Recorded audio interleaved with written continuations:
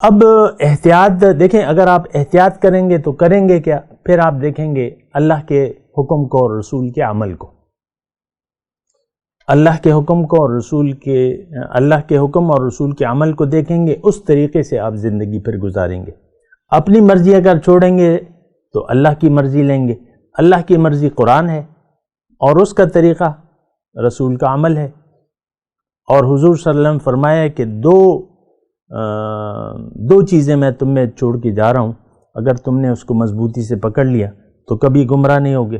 کتاب اللہ و سنتی، اللہ کی کتاب و میرا طریقہ۔ اعوذ باللہ من الشیطان الرجیم، بسم اللہ الرحمن الرحیم۔ اللہم صلی علی سیدنا محمد معدن الجود والکرم وآلہ وسلم۔ سامعین و ناظرین اکرام، السلام علیکم ورحمۃ اللہ وبرکاتہ۔ آج کا ہمارا موضوع یہ ہے کہ لباس تقویٰ کیا ہے اور یہ کیسے حاصل کیا جاتا ہے، یہ آسان ہے یا مشکل ہے۔ بہرحال لباس تقویٰ پہ بات کرتے ہیں، اور بڑا اچھا سوال ہے، اور اس کو ذرا سوال کو بھی سمجھیں اور اس کے جواب کو بھی دیکھیں۔ اللہ تعالیٰ نے ہمیں بھجوایا ہے دنیا میں، یہ کائنات اللہ تعالیٰ نے ہمارے لیے بنائی ہے، ہمیں اپنے لیے بنایا ہے۔ ہماری منزل دنیا نہیں۔ تو اب انسان اپنی معراج کو کیسے پہنچے گا، یعنی اللہ تک رسائی کیسے حاصل کرے گا، یہ ایک سوال ہے۔ انسان کی معراج کیا ہے کہ یہ اپنے آپ کو اللہ کی ملاقات کا اہل بنا لے، اتنی طاقت پیدا کر لے کہ یہ جلوے کی تاب لا سکے دنیا یا آخرت میں۔ تو اگر کسی نے یہ اہلیت اپنے اندر پیدا نہیں کی تو وہ نقصان میں ہے، یہ بات نوٹ کر لیں۔ روز قیامت ہمارا اور اللہ کی ملاقات ڈن ہے، طے ہے، یہ تو پتہ ہے نا۔ حشر کا دن ہے ان کی زیارت کا دن، ایسے یوم قیامت پہ لاکھوں سلام۔ تو وہ سچا وعدہ ہے۔ تو اب یہ ہے نا کہ یہ معراج انسان کی کیا ہے کہ یہ اپنے آپ کو اہل کر لے اللہ کی ملاقات کا۔ اور قرآن کی روح سے اگر میں آپ کو بتاؤں تو یہ انسان اپنی معراج تک اس وقت پہنچے گا جب یہ اپنے آپ کو اللہ تعالیٰ کا خلیفہ بنا لے۔ مقصد پیدائش تو یہی ہے نا، مقصد پیدائش مطلب یہی ہے، اس کا طریقہ یہی ہے کہ یہ اپنے آپ کو اللہ تعالیٰ کا خلیفہ بنا لے۔ بہرحال تقویٰ کی میں بات کر رہا ہوں۔ انسان جب دنیا میں آتا ہے، یہ بات تھوڑی سی غور سے سنیں کہ انسان جب دنیا میں آتا ہے تو اس کی یہ اگر اللہ کی مرضی سے زندگی گزارے گا تو یہ کامیاب ہو جائے گا۔ اللہ تعالیٰ نے اطاعت میں، بندگی میں، عبادت میں اس کی معراج رکھ دی ہے۔ یہ بات سمجھ میں آتی ہے؟ اطاعت، لا الہ، یہ کلمہ آپ پڑھ لیں اپنے عمل سے، زبان سے آپ اگر گونگے ہیں تو خیر ہے آپ نہ پڑھیں، زبان سے پڑھ لیں یہ کلمہ۔ کلمہ کیا ہے کہ صرف اللہ کی میں نے ماننی ہے، اپنی نہیں کرنی۔ تو اگر انسان دنیا میں آ کے اپنی مرضی سے زندگی گزارے گا تو یہ نافرمان کہلائے گا۔ تو اگر یہ نافرمانی کی روش چھوڑ دے تو یہ فرما بردار کہلائے گا۔ سیدھی سادی بات ہے۔ انسان نافرمان رہنا چاہتا ہے کیونکہ اس کے ساتھ دو دشمن لگے ہوئے ہیں، نفس و شیطان۔ نفس بھی اسے کہتا ہے کہ تم نافرمانی کی روش اختیار کر لو، اور شیطان بھی اسے کہتا ہے۔ تو اگر اس نے احتیاط سے کام لیا اور نافرمانی کی روش کو چھوڑ کر صرف اللہ کے حکم کے سامنے سر جھکا دیا تو اس کا مطلب یہ ہے کہ اس نے ایک محتاط رویہ اختیار کر لیا۔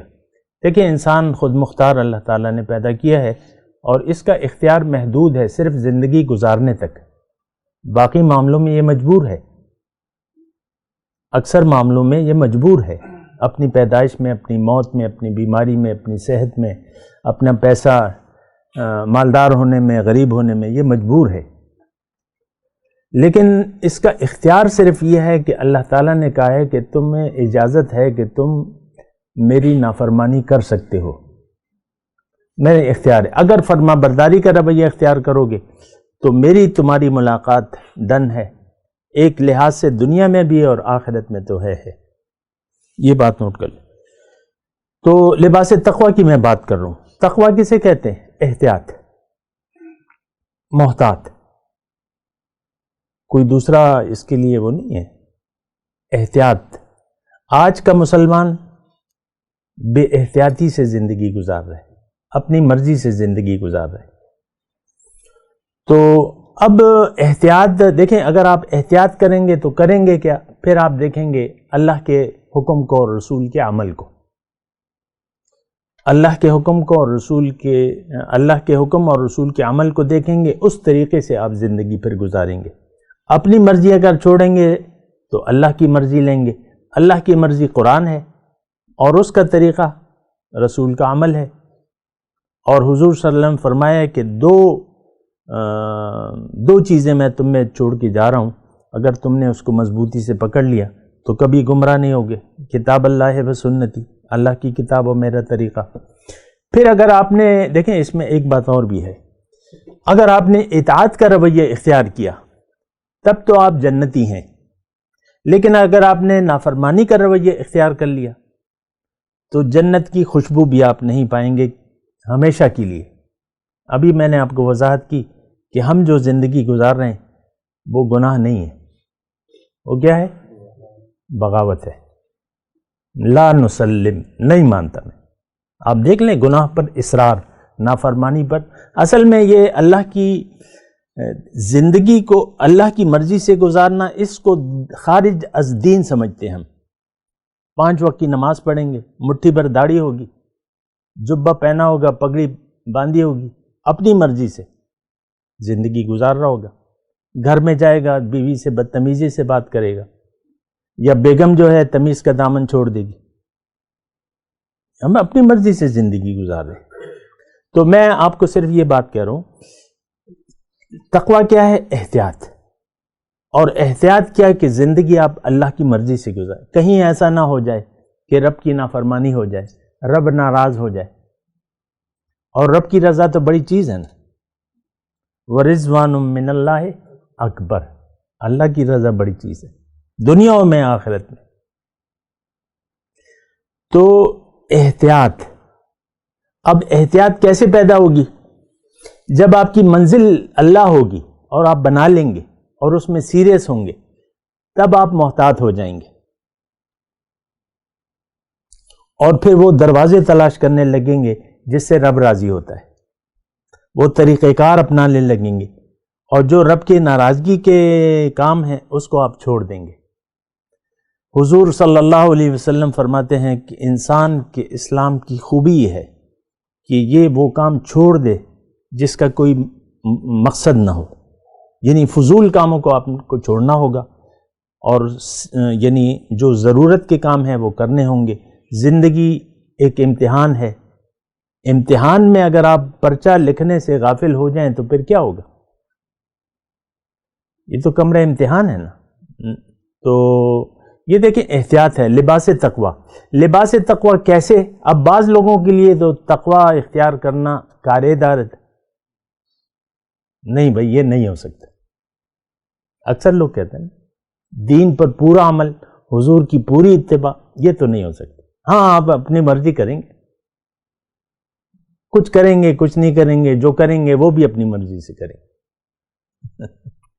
تو یہ تو دیکھیں، بس میں آخر میں صرف یہ کہہ رہا ہوں کہ لباس تقوی تو ضروری ہے جنت جانے کے لیے۔ اگر زندگی ہے اور یقیناً ہے دوسری، تو اس کے لیے پھر آپ کو یہاں پر لباس تقوی پہننا ہوگا۔ تقوی مطلب احتیاط سے زندگی گزارنے ہوگی، وہ کام کرنے ہوں گے جس سے رب راضی ہو، وہ کام چھوڑنے ہوں گے جس سے رب ناراض ہوتا ہے۔ اگر ایسا آپ نے کر لیا، اس کا مطلب یہ ہے کہ آپ اللہ کے راستے پر چل پڑے۔ اللہ آپ کی، اور یہ تب ہوگا جب اللہ آپ کی منزل ہو۔ جب منزل دنیا ہو تو پھر دو کان کس لیے دیے ہیں؟ ایک کان سے سنیں گے اور دوسرے کان سے نکال دیں گے۔ جس راستے پر چلنا نہیں اس راستے کا پوچھنا کیا؟ تو پھر آپ کی دلچسپی نہیں ہوگی قرآن میں۔ قرآن آج مسلمان قوم نے بھلا دیا ہے۔ شفاعت ہو جائے گی اور بخشش ہو جائے گی، اور یہ نہیں ہونے والی۔ پہلے آپ کلمہ تو پڑھیں اسلام کا، نیت تو کریں آخرت کی، جدوجہد تو کریں۔